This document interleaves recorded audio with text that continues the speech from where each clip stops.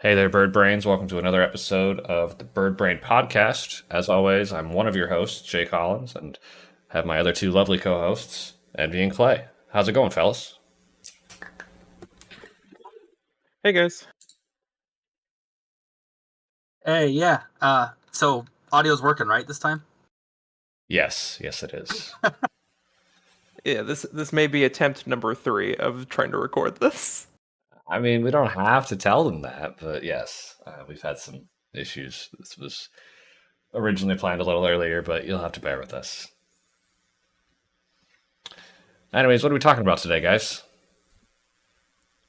We wanted to go over reasons to play and not to play the deck, and how well the deck is doing in the new meta that we're facing right now. I think that's probably a good way to start.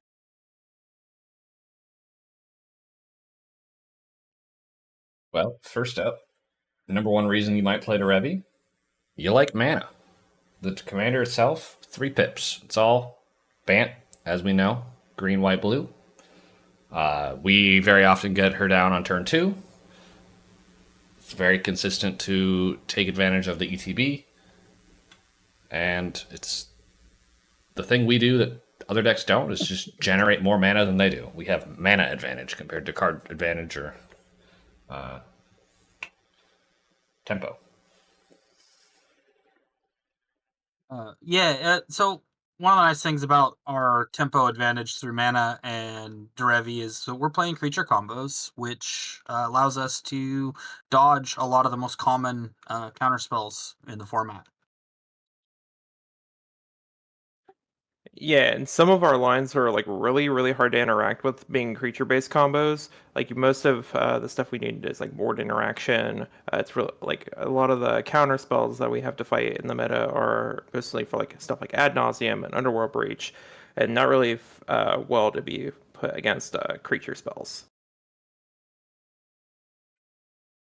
We definitely attack from unique angles, and if players don't know how our deck works, which is incredibly common, or necessarily how a lot of creature combos tend to flow, it can be difficult to find the interaction points for our opponents, which is a big plus. Brewer's advantage is a thing, absolutely.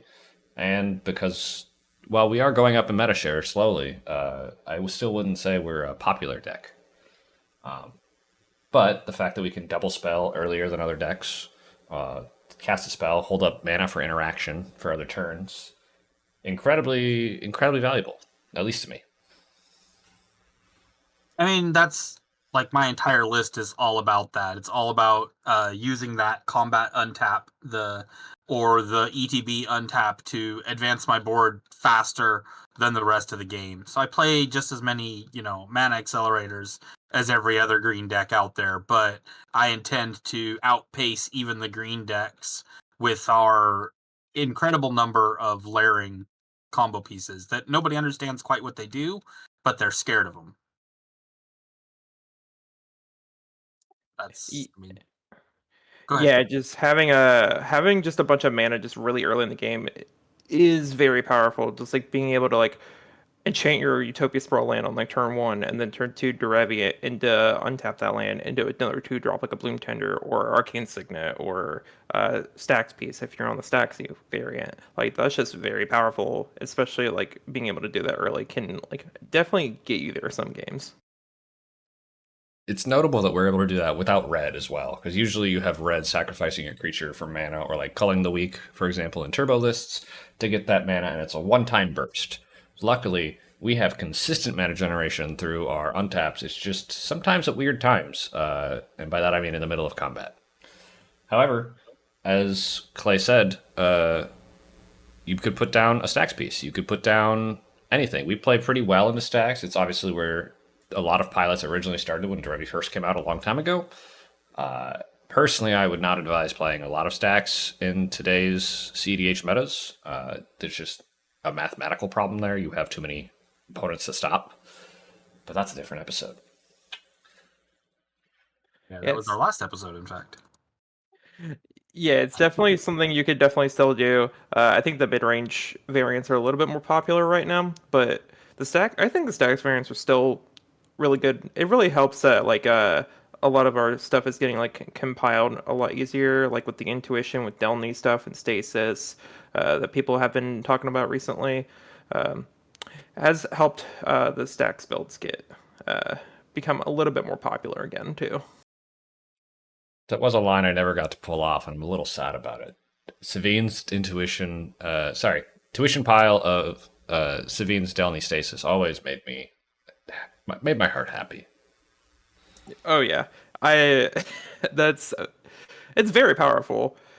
Uh, but another really powerful thing about this commander is its second ability, just being able to like cheat on commander attacks and put it into play at instant speed. Being able to tap or untap any permanent at instant speed is very very powerful. And even like some of our wing lines, like with the climatic orrery and stuff like that, can helps you generate win lines through that.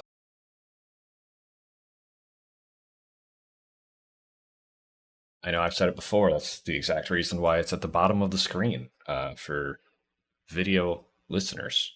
Uh, we don't really do an audio only podcast platform yet, but if we ever get there, you won't be able to see that. However, it is, like you mentioned, instant speed. It's an ability, which means it's not a spell, which means it's kind of hard to counter. You need a stifle. Iron Dire deck folds to Trick Bind, but that's not really something we can get around. Uh, Luckily, if you do get Trick Bind into the command zone, it's not on field, so you can do it again. But, Yeah, you don't get stopped for the rest of the turn. Correct. Which is wonderful. Yeah, a lot of our combos devolve into a lot of our more mana intensive combos anyway devolve into no spell casts, which are great for jamming a win. We play white, we drop that silence effects, which are the most powerful effects for protecting your own combo for a win. We do have a few spell slinging combos now, which I think we're going to touch on when we talk about what the similarities in decks are. Valley Flood Caller and Displacer Kitten combos that require a lot more spell casts, but are a lot cheaper on mana. There's a lot of people exploring with those lines. Well, first up on our list of comparisons would be a deck that is a little similar. It's still blue and green, doesn't have white. You've probably seen it before. It's Kinnan. Very commonly a quote-unquote new player deck, and I did really large air quotes on that because, yes, a lot of people start off playing CDH on Kinnan, but it's got a very high floor and a very high ceiling. You will still see pilots like Ian, Freedom Waffle, Varix, etc., piloting these decks to levels that, first time CDH players are not going to be hitting. So you can't just sleep on this deck. It does make a lot of big mana, just like us, in a slightly different way. But between that and being very commander reliant, what else about this deck do we want to compare here, fellas? It's also the commanders use it as a combo piece for its like main combo with Basalt Monolith. So a lot of our combos rely on Derevi being a key combo piece with the Mio Cradle is the most popular combo, or the Climatic Orrery, the one that I mentioned earlier. Being able to use Derevi as a combo piece, or having the commander as a combo piece in the command zone is very powerful, and both of these are very similar in that aspect where you need to stick both pieces to be able to get your win on them sometimes. Yeah, I think Kinnan is a different take, but I definitely like the similarities in big mana and combo piece. If you're interested, if you've played Kinnan, you want to try our bird. The big flaw in the two comparisons is we just don't have that outlet in the command zone, but with white, that's not as big of a deal for us. So Silence is a wonderful card. Oh yeah. It's also notable to say that a lot of us, I believe all three of us for a long time, run Kinnan in the 99. I personally wouldn't play without Kinnan in my deck because it is an outlet and it can help generate more mana from our untaps, but that's more what we use it for rather than what that deck does. So if you are a Kinnan pilot, you might find transitioning to bird pretty easy.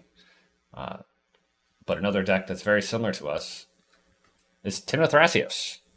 This is, rather than going down a color, going up a color. They have everything we have, plus black. They also have an outlet in the command zone in Thrasios. Turns out that's pretty good. And card draw. This is, I think, the number one meta share deck compared to Tymna Crom, Blue Farm, previously before. It's very close these days mathematically, but card draw, outlet, and command zone is pretty good, I hear. Yeah, so uh, TNT uses a lot of the similar creature combos are available from both of our decks. They have the added devoted druid combos that we don't play, but other than that, like they play the creature combos. They play, you know, combat a little bit with Tymna. So they utilize a lot of the same things that we do. Maybe they do it better, maybe they don't. But if you want a more unique play experience than, oh, jam infinite mana and win because my commander's an outlet, Derevi makes a very good comparison with TNT. You kind of have to know how to pivot and utilize your value engines as opposed to just mana sinking until you can win with Thrasios. Yeah. I also think another big thing about this is decks can vary like heavily depending on like the pilot. Like certain TNT pilots, like their pet cards, they could be between like I've seen lists from 5 cards to 20 to 30 cards different. Like Derevi, our Derevi lists have typically the same shell, but we have cards that we like to jam for our metas, and they can be like I think all of our lists are like between uh like 15 to 20 cards apart, and that's mostly just like lands. Mostly, it's just what we prefer, but you can personalize your deck to however you like it. So if you like the way that TNT does personalize that style, you might also like Derevi too. Although, I hope you don't love Thoracle too much, because we find that exceptionally hard to do in Bant. Yeah, without black. Yeah. Yeah, no, we just clone it. It's fine. I won the other day with doing that. How'd you get rid of your library? Oh, I drew my deck. Someone Ah, had One Ring Protection. I couldn't win through One Ring Protection, but they had a Thoracle on the field, so I cloned it. that does work. The words "you win the game" are very powerful. Next up on our list of similar decks, we've got Sisay. This is, again, another. This is a 5 color deck, so we're just going up more and more colors. But this is a deck that can use creature combos. It can use Derevi. This will often run Derevi Emil with Agatha's Soul Cauldron to color fix Sisay's ability. And it's a deck that likes to not cast their spells. Kind of similar to us. We can be very ability reliant depending on the build. And it's where a lot of our similarities come from. Yeah, a lot of our combo pieces are somewhat similar. Like they're on the Emil Cradle Derevi line. They're also on Chromatic Orrery too, ironically. Just like being able to just activate, so say just to chain up your stuff, and mostly be reliant on like just activated abilities to be able to get there on top of some other people. It's very similar on how we like typically win. A lot of the combos are different, but if you like playing Sisay, it somewhat plays similar where you're relying on your commander and you activate a bunch of abilities and it can get you games. Yeah, a lot of players who I know that have started picking up Bird up in the Northwest are coming off of Sisay. They wanted to try something new after Dockside got banned, and they gravitated towards Derevi because they were very comfortable with that Emil Derevi Cradle combo, and they wanted a different shell for it. And we're that shell. We play that. That's like our primary, most concise win line. And so if you played that version of Sisay, you'll find comfort in being able to navigate our win lines because they're not that much different than what you're used to. Just how you assemble them has changed. And because we often also run a ton of legendary cards, these similarities are pointed out for a good reason, and that they're all excellent clone targets from our opponents. If your opponents Oh play these yeah. in the command zone, they have them on board. You clone them. You can use these dex advantages to your advantage. Yeah, every commander we've talked about so far, Tymna, Thrasios, Kinnan, Sisay, is an incredible target for one of our clones at almost any stage of the game. I mean, there's a reason why. Because they leverage those things in the same way that we do. Yeah, especially because TNT is actually now playing. Some lists are playing the Derevi package in them as well. So just like being able to just your deck plays similar to mine. I'll just clone your stuff. It can do everything you can do, but better. Exactly. And then finally, at last on our list, we've got Tymna Tana, also known as Blood Pod. I haven't seen this list in quite some time personally in my meta, but it is probably a little more stacksy, which you can absolutely do in Bird, and obviously is very combat focused. Yeah, if you make a Staxy Derevi list, if you're used to playing Tymna or you really want to play stacks, Bird is a great way to get your stacks into play with the addition of having blue to back it up and run that game longer. There's a lot of really good stacks cards in our colors. There's a lot of really good one-sided asymmetrical pieces, and even some symmetrical pieces that Derevi does a very good job of avoiding.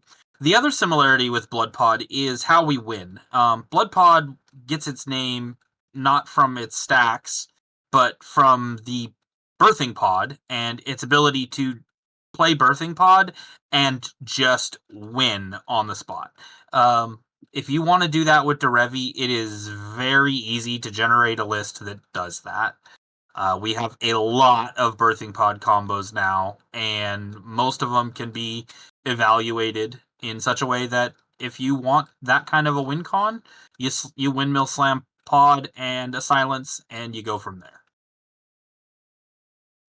Yeah, both decks not all Derevi lists are reliant on pod, but that is another good similarity that to bring up is if you like kind of toolboxy strategies, being able to use pod as also a toolbox effect, it is very similar between the two decks. Like just being able to just pod your dork into a stacks piece, or pod your dork into a grand abolisher, or pod your dork into whatever you needed for at that time. Both decks do fairly well. Absolutely agree. That's how I started off my list, is originally as a toolbox deck, and I'd like to believe I still had that kind of energy, but who knows? Now that we've covered decks we're similar to, we're not going to be covering decks we're not similar to because there's a lot of them. There's a lot of commanders out there. However, what we can discuss is reasons why you might not want to play Bird. It's important to know the weaknesses of your deck if you are going to pick one, and knowing the things you cannot do is just as important as knowing the things you can. We're not a turbo deck. We are not Rogsai. We don't go super, super fast. You can still get an early win out there, don't get me wrong. But, you're not going to be goldfish and turn one wins very often. That's magical Christmas land for us. Yeah, perfect seven, black or red. I think. I believe so. It's power out Chromatic Orrery and then get a clone using the mana from Chromatic Orrery is the perfect turn one win.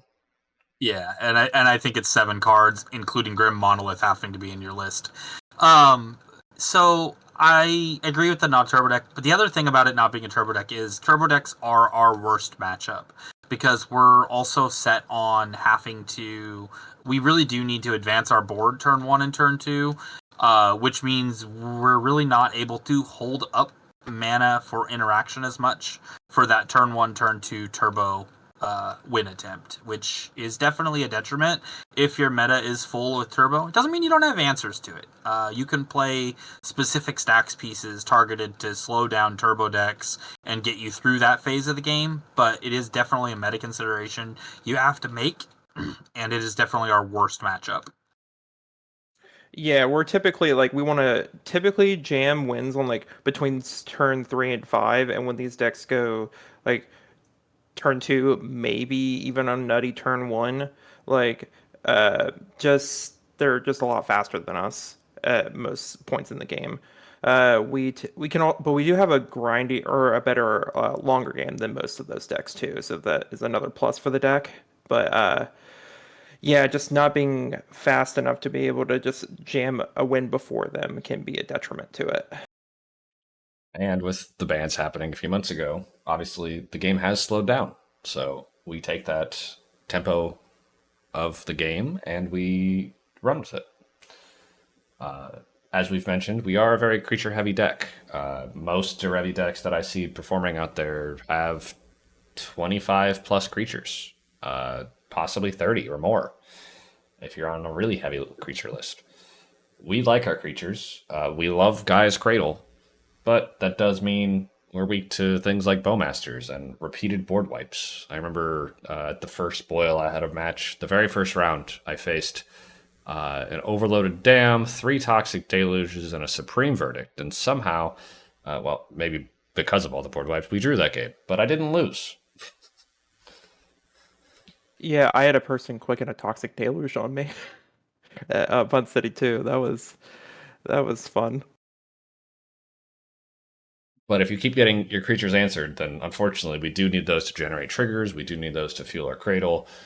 Without them, you won't be doing as explosive of things. So if your meta has a lot of creature hate, that's something to note. If your meta has a lot of curse totem users, that's something to note. Yeah, Curse Totem and Torpor Orb are the two stacks pieces that we just really don't like. It's not impossible to win through either one of them, but it definitely makes our life, well, much more complicated. Yeah, they've gotten a lot more popular too, with TNT and Kinnan being some of the better decks in the format too. Mm-hmm. Uh, Absolutely. like yeah, like Tivit is jamming it. I think I've seen some blue farmless running it. Like decks that don't need to rely on the activated ability stuff on it, can really just benefit from it. Yeah, and I mean we're in pretty good colors for combating that if we, put the effort into combating it. I mean, Force of Vigor is available to us. Um, Lauren, Manglehorn. I mean, obviously those don't destroy Torpor Orb, but they're very Witch good Enchanter, creature Sink into options. Stupor, the lands. Yep.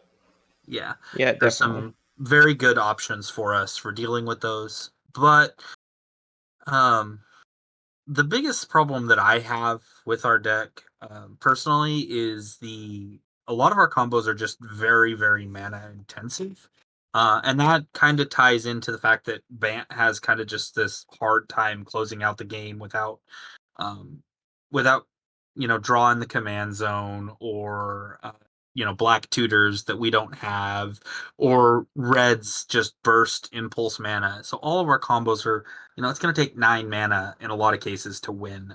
It's going to take a permanent that generates 4 mana on a single tap. All kinds of just difficult to achieve things. Um, and maybe that's a put off for you on the deck because you don't want to try to solve the puzzle every game. But if you like solving puzzles, that is the reason that a lot of us do play this deck. Yeah, Bant has traditionally always had a hard time closing out the game, like you said. I know that when I first started attending events, I had to purposefully like brew very hard to make sure that my combo lines weren't passing the turn. I know I was originally on like Spellseeker Ephemerate, and Spellseeker's fantastic. Don't get me wrong. I have a lot of problems with Ephemerate that I won't go into now, but I had to work to be like, okay, how am I doing this to make sure my opponent's window to interact is as small as possible? Because right now I'm leaving the door wide open and I'm getting blown out all the time. Don't attack my Ephemerate. No, I think the thing with Spellseeker Ephemerate that most people don't realize is it's really not a win attempt. It's more of a flexibility play, and if it turns into a win attempt, it turns into a win attempt. Yeah. Because you grab the Ephemerate with the Spellseeker and you sit on it until you either need it to grab something else to protect something, or until the end of the player before you's turn. And in that case, if you make it that far, it becomes a win con. But that's kind of the reason that I used to play that line, and still somewhat do. I like how you It's describe the just a deck as flexibility. a puzzle, however, because that also might turn people off, is that layered combo can be a little tricky to pick up if you're not used to it. There's a lot of ways to pivot, there's a lot of ways to play the deck, and you can do a lot of them all at the same time, but you do need to know what you're doing and how cards interact and how specific niche rules interactions go, and it's definitely a deck that rewards knowledge.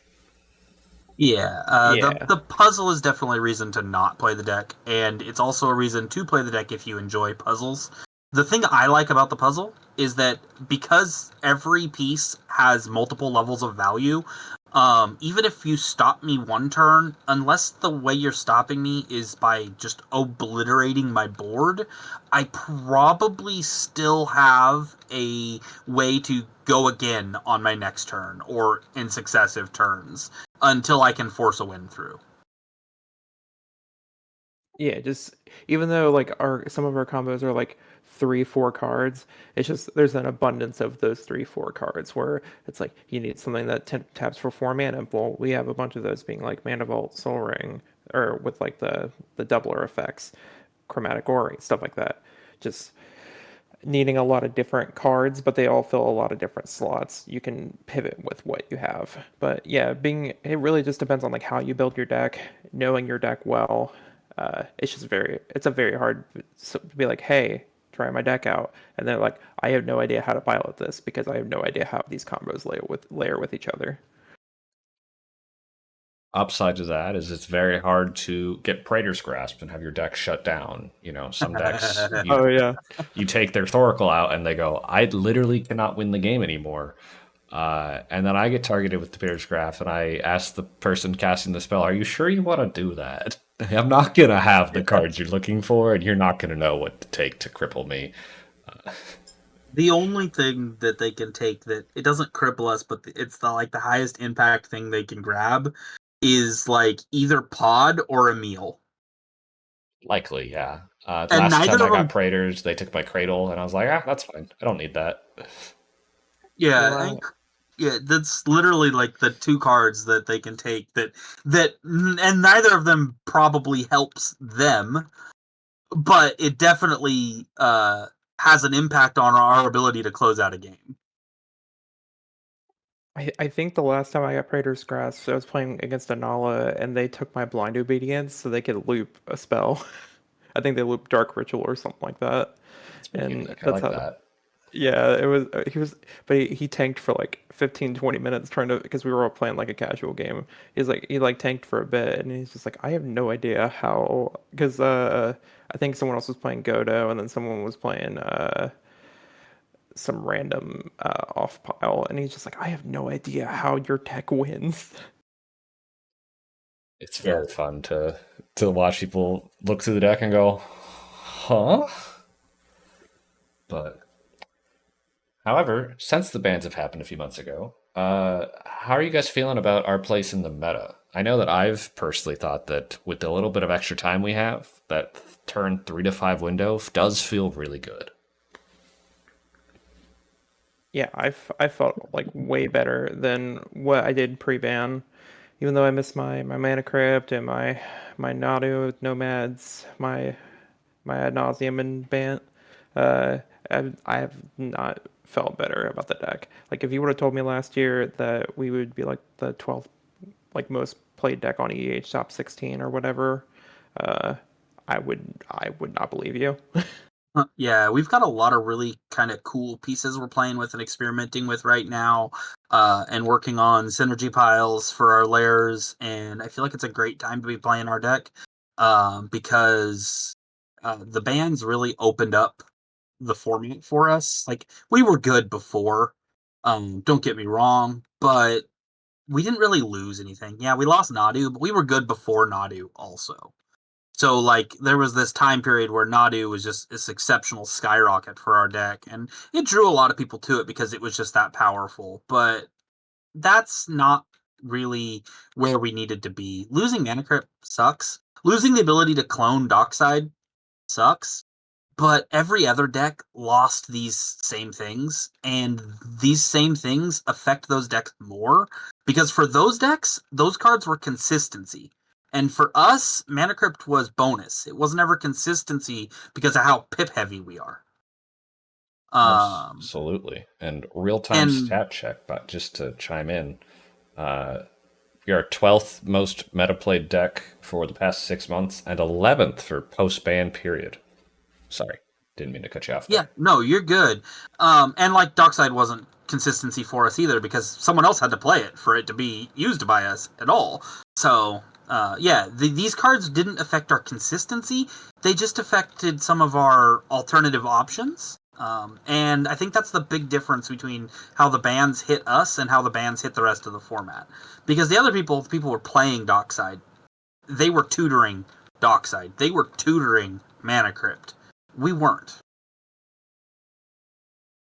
This may be a slight hot take, but I think uh the cutting of a bunch of clones from the format, besides like Mockingbird because it's fetchable of Ranger Captain, actually helped us out quite a bit too, because we're able to just slam with these like slightly bigger plays, and we don't have to worry about the repercussions of getting something cloned. The Yeah, only match. definitely. Oh, Go go ahead. ahead. Oh, the only matchup in which I ever fear something of mine becoming cloned is when there's a Nagila pod on the table and we just kind of stare at each other like that's a gun in the middle of the table. We're just waiting to reach for it. No, like a Who's going lot to of clone the other Nagila, one first and then go to yeah, infinite? yeah, a lot of Nagila's not even playing clones anymore. Like I think they may play like Phyrexian Metamorph for like One Ring potentially, but other than that, like they're not really playing clones anymore. So we really don't have to like really worry about that. Like I played games where people will slam like a Toski, or they'll slam some big creature that you can bust, or like you can break easily. And I'll just be like, okay, I'll just flesh duplicate that, or uh, I'll just clone that and then be able to abuse that. Like you don't see that happening anymore because a lot of people cut clones. We do use the clones much better than other decks. I agree. Well, so OBM is still a really big thing. I actually don't care about like removing it off the board. I don't want to necessarily kill it. I want to have it myself because it's that powerful in the format. But it doesn't. So that's a target that we have a lot.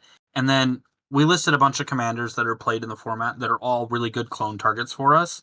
But the biggest thing about our deck for clones is that we need two things generally. They're the two like hardest things for us to find, which is just an outlet. And the outlets for our infinite mana, clones often become those based on what other people are playing, because other people just have their outlets in the command zone. So they cast them out for us, and we get to clone them and use theirs. And then the other thing is our clones are combo pieces. So because of that, we can actually afford to play a larger number of clones. And yeah, I like it. I like where we stand in the metagame. I don't want to go back. Um, I'm okay if they want to add uh their JLo back in, but I don't want Mana Crypt back, and I don't want Dockside back. I'm so happy with them being gone. I'm so glad I'm no longer the only pod or deck in the pod that can't cast Dockside. It was insufferable to be Dockside on my turn, Dockside on my turn, Dockside on my turn. All right, guys, you have fun with your Docksides. My clone's not in hand, so I cannot join the fun. But don't take our Uh, word for it. We can be as far as playing Derevi.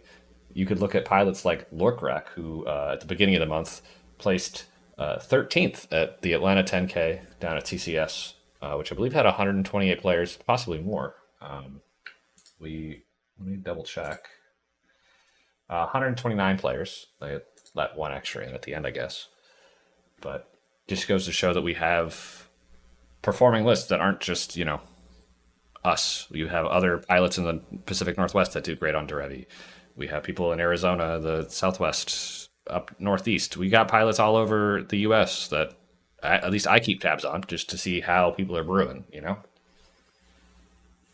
yeah, absolutely. And I think that even if they do that chimed call to ban Ristic, I still think we're in a really good place because while Ristic is powerful for us, a lot of our deck value doesn't revolve around playing a Ristic on turn 1 or 2 and going from there.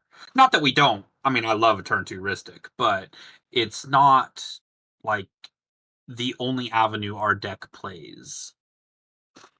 We can live without it, absolutely. Yeah, I would. If they banned Ristic tomorrow, I would just put in like Enduring Curiosity or something like that to just take its Oh yeah. place. Give me my Toski back. Let me get double triggers with Delny, please. Oh yeah. But Absolutely. I will say Lorkrok did have some spicy tech in his deck. He had he was playing because I talked with him a little bit before the recording because he was playing his meta had like a bunch of TNT and TNK in it, so just like a lot of clones just like really helped him out. Ironically, we were just talking about them, but he's like specifically on like Mirror Maid to try to help with like cloning Ristics, Mystics, One Rings. It's very good. And then there was he's on Unsettled Mariner, which I know Clay has been hyping up more and more. It's been pretty good. If you have a problem with Orcish Bowmaster in your format, Unsettled Mariner is a beautiful, beautiful option.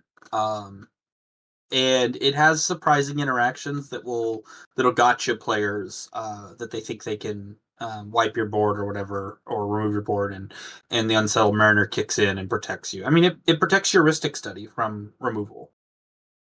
So Oh, He I was didn't also even on read it. Savage Summoning,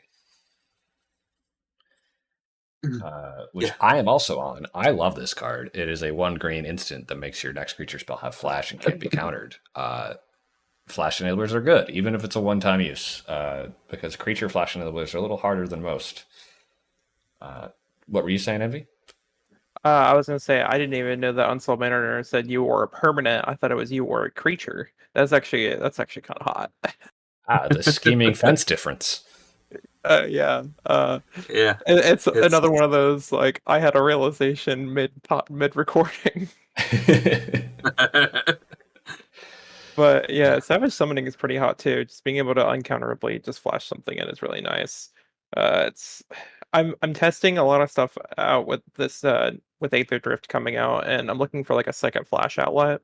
Right now I'm testing Born. I think Savage Summoning and then High Fate Trickster are my next tests if Born doesn't work out the way I want it to. Those are the two So that I'm on. You'll see Savage Summoning a lot more than you'll see High Fate Trickster, but just like flashing in your Grand Abolisher on previous opponent's end step, same thing with like something powerful like Happen Sisay. It's a good way to get around waiting for Summoning Sickness. yeah, I'm just not sure if I want the one shot flash or the Full whole turn turn. flash, yeah. Yeah, that's not what I'm not entirely sure on. Yeah, that's why I just got to get a bunch of testing in. But it is it just being able to just jam a creature uncounterably on top of something is pretty powerful.